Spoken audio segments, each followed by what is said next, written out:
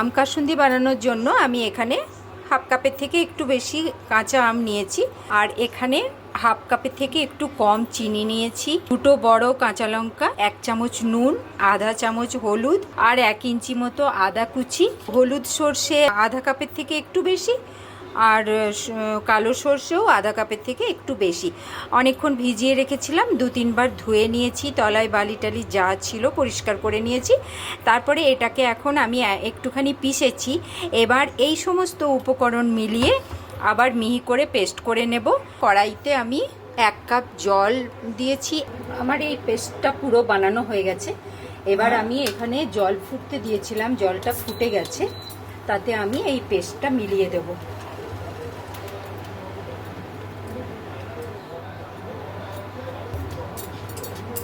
এখানে আমি আর একটু হলুদ দিয়ে দেব। এটা ভীষণ ছিটিয়ে আসছে, এটা প্রায় রেডি হয়ে গেছে। এটা রেডি হয়ে গেছে। এখন আমি এর মধ্যে এই ভিনিগারটা মিলিয়ে দেব।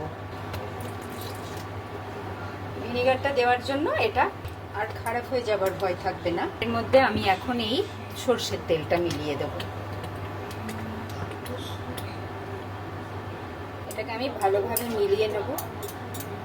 এই আম কাসুন্দি আমার রেডি হয়ে গেছে। আমি এবার এটাকে ঠান্ডা করে তারপরে পরিষ্কার একটা কাঁচের শিশিতে ভরে রাখবো।